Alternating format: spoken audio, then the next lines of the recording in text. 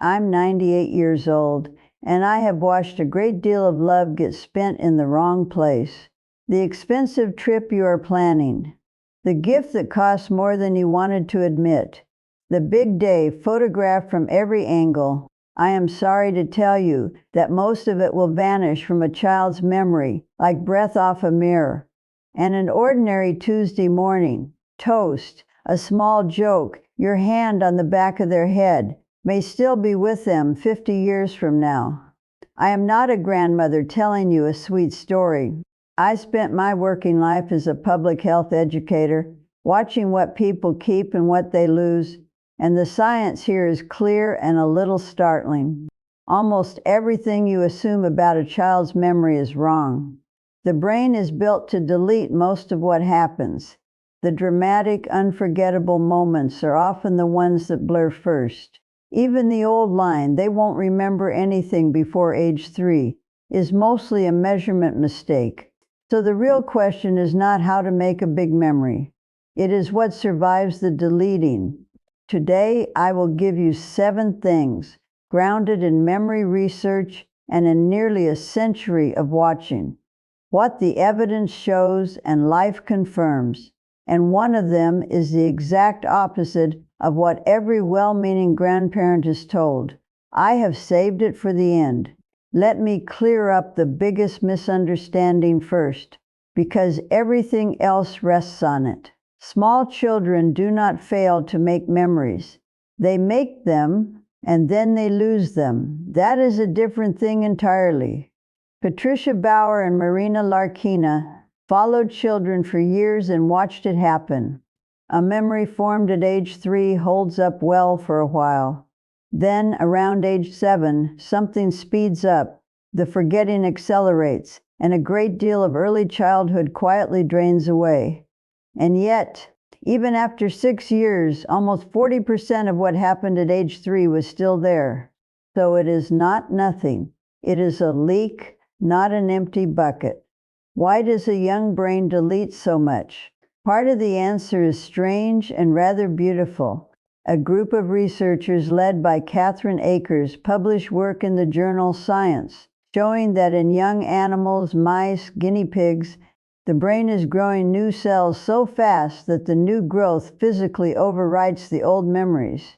I want to be honest, that is animal work, not human proof, and I will flag that kind of thing every time. But it gives us a picture.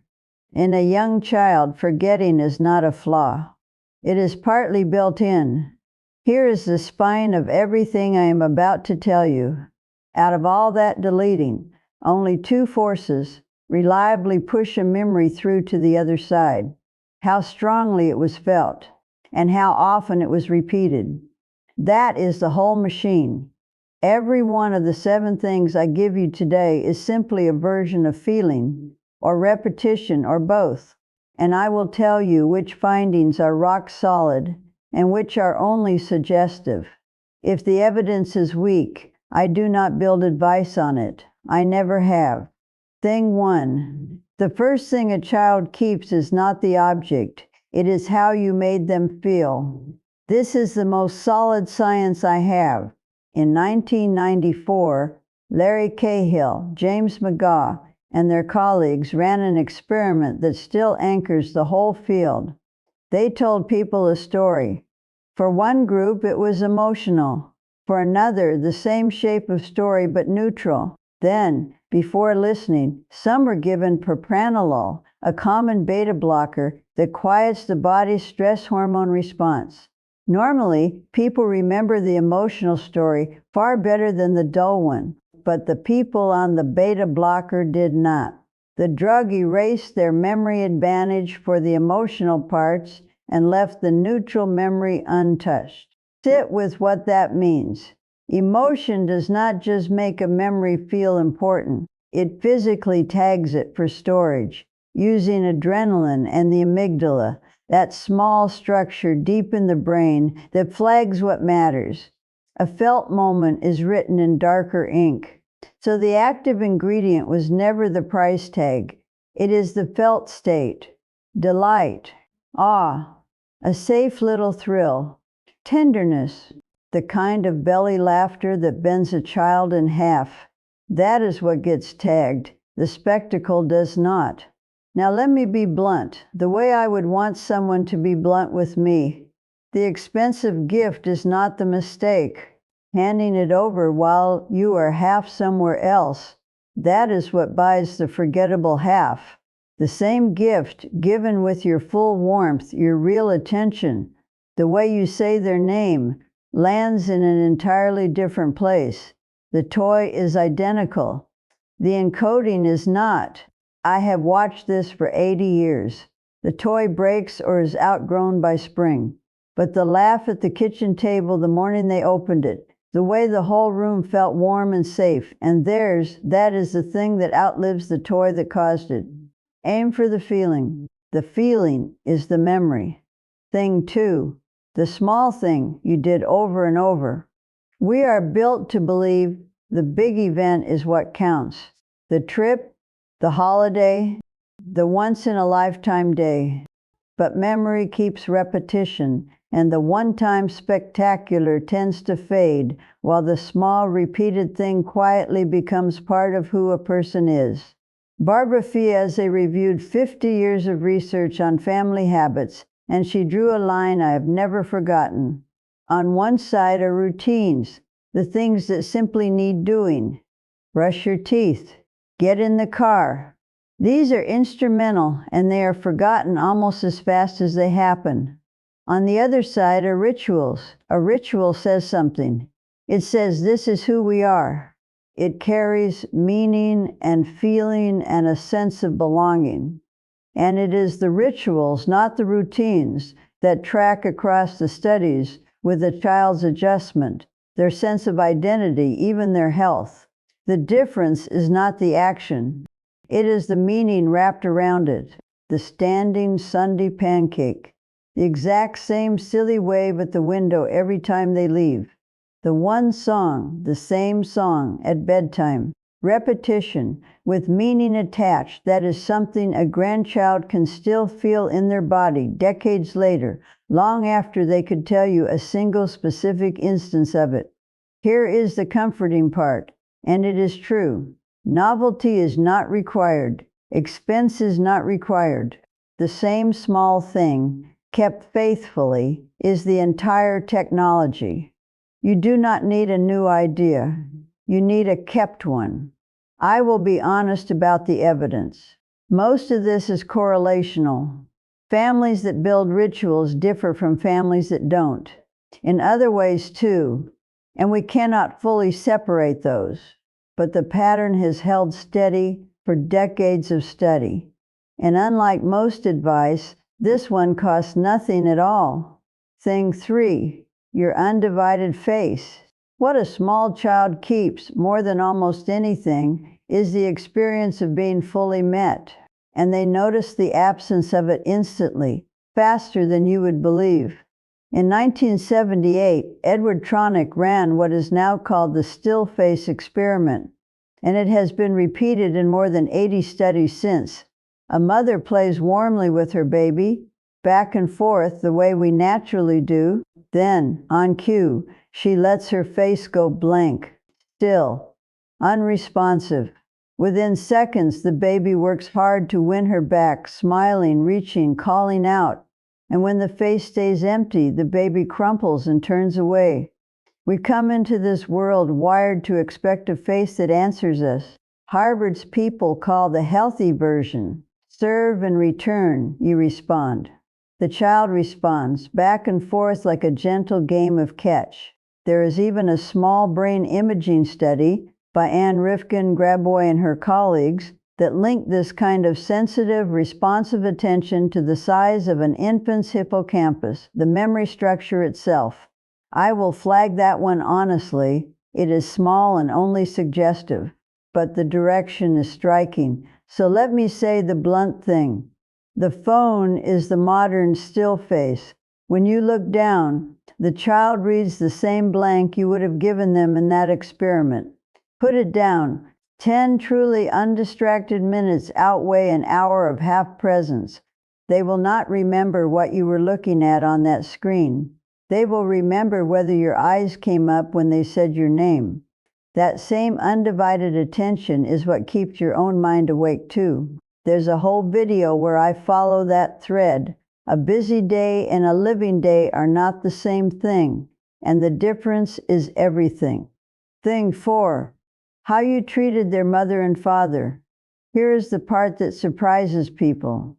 A grandchild does not only record how you treat them, they record how you treat everyone in the room, especially their parents. In 1961, Albert Bandura ran the famous experiment with the inflatable Bobo doll. Young children simply watched an adult behave roughly toward the doll. No instruction, no reward, no one told them to copy anything.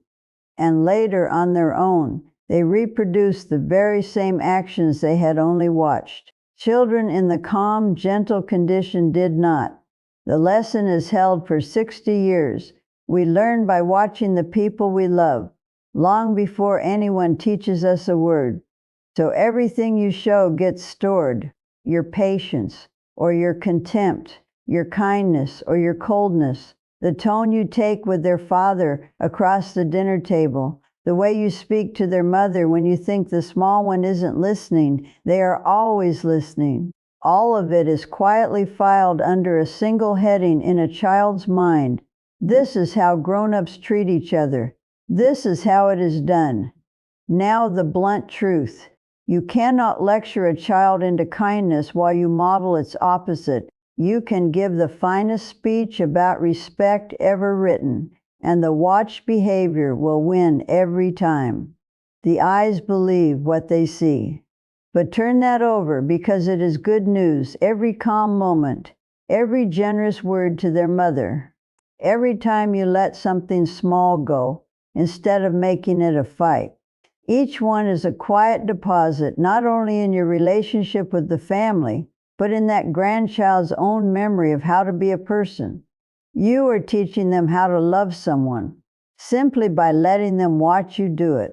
And they are always watching how you speak to the one you married. Marriages rarely die in shouting. They fade into silence, and a child feels that silence long before anyone names it.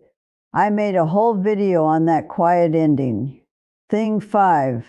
The story you told and let them tell back. Stories outlive the people who tell them. That much is true. But here is what most people get wrong. How you tell a story matters far more than which story you tell.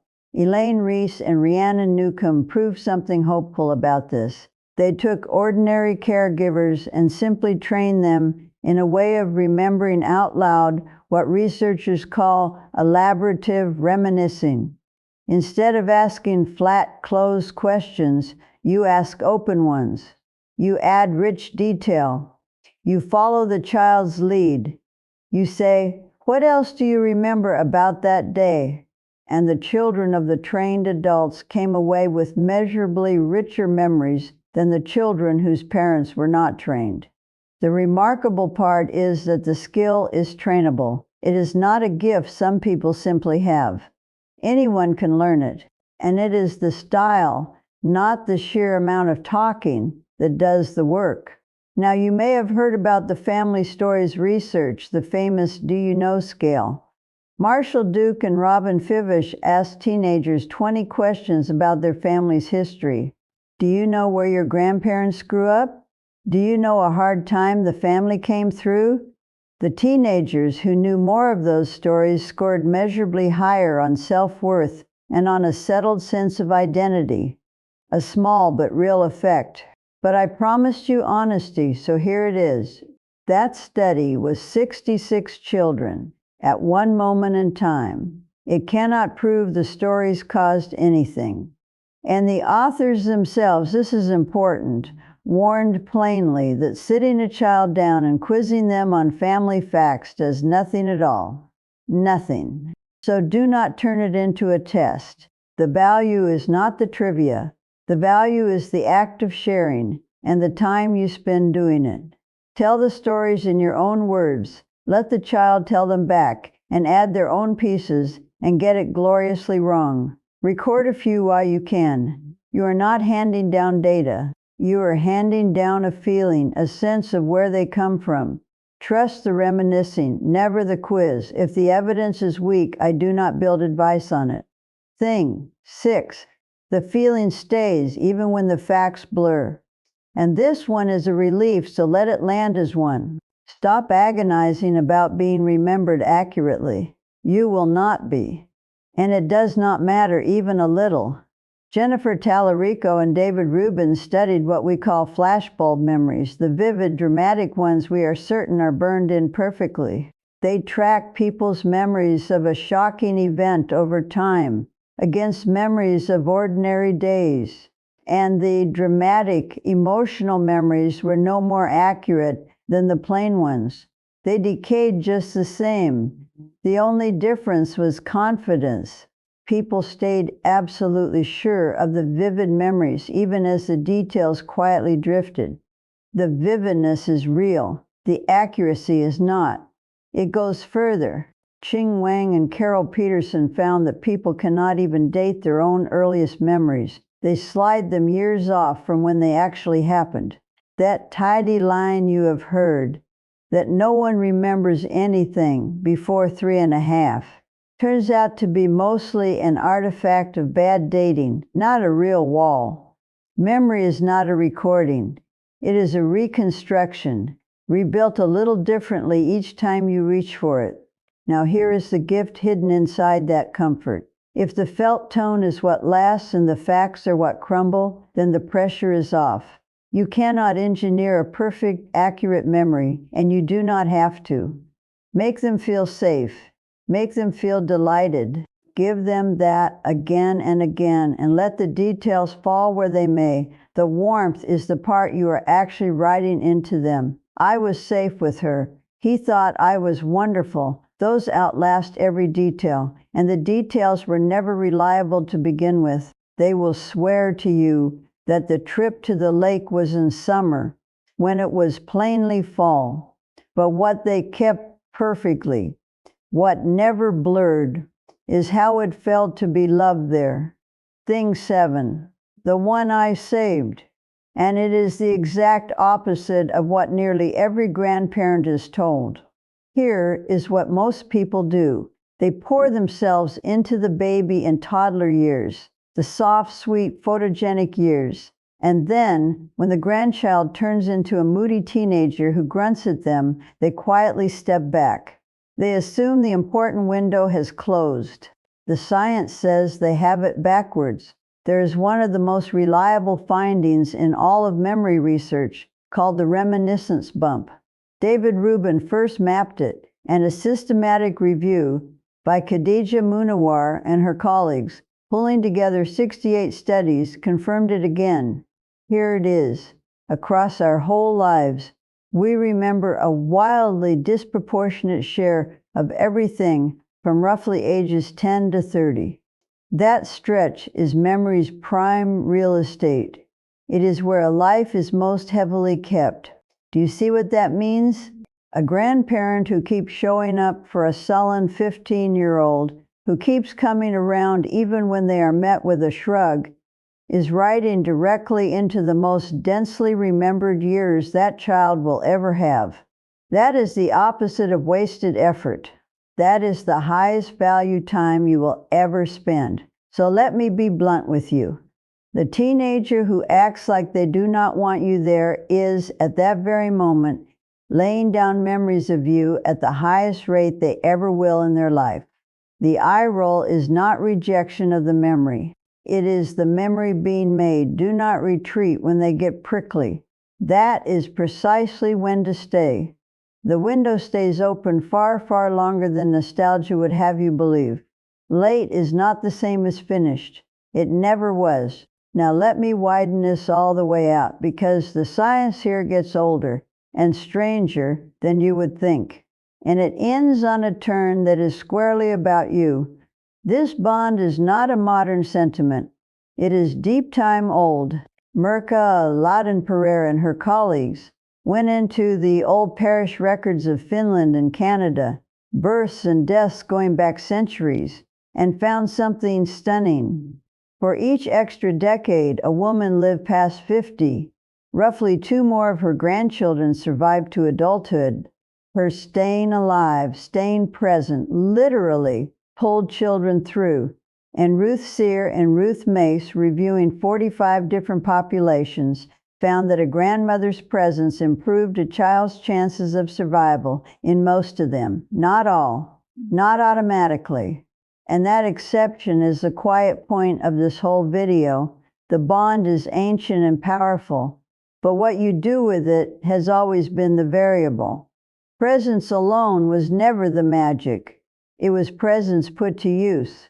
Now let me turn this toward you, because there is a gift coming back the other way. Sarah Moorman and Jeffrey Stokes followed grandparents and grandchildren for 19 years. And what they found was specific. It was emotional closeness, not the number of visits, not mere frequent contact. They tracked with fewer signs of depression in both generations. And here's the part I want every older person to hear. Being able to give rather than only to receive was what protected the older adults. To be needed was its own quiet medicine. It may even guard the aging mind itself. In the experience core trials, older adults who invested real time in children showed measurable cognitive benefit. In one trial, the decline in brain volume not only halted in the men, it reversed. I will say that carefully, as an association and not a cure. But the direction is remarkable. So hear me. Doing these 7 things is not only a gift to them. By the best evidence we have, it may be one of the most protective things you can do for your own mind and your own mood. So let me bring it home, or you can use it this week. The expensive day will fade. You can stop straining for it. What gets kept is the felt moment, the repeated one, the witness one, the story shared and told back. And now you do not just know that, you know why. Mechanism by mechanism. The emotion that tags a memory in darker ink. The ritual that says this is who we are. The answering face. The watched behavior. The reminiscing. The feeling that survives the facts. And the teenage years that everyone else abandons. Notice what this does not ask of you. You do not need more money. You do not need more hours than you have. You certainly do not need a better memory than the child. You only need to be felt, to be repeated, to be present, and to keep showing up, most of all in the years when everyone else steps back. I have a line I come back to often. Your future is being practiced now. And I will add this today, so is theirs. The grown-up they will one day become is being rehearsed in the way you treat them and everyone else right now. None of this is a guarantee, and none of it is a cure. I have never overclaimed, and I will not start now. It is a pattern the evidence supports and a long life confirms. That is all. It is also enough. So tell me in the comments, which of the 7 will you start this week? Pick just one. And if you want more of what the research shows and life confirms, stay with me here. Subscribe and sit with me again. And then go and call the grandchild who acts like they don't want to hear from you. Call the teenager especially, because everything you give them quietly gives back. Being needed by the people you love is one of the strongest protections your aging mind has. And that is exactly what I talk about next.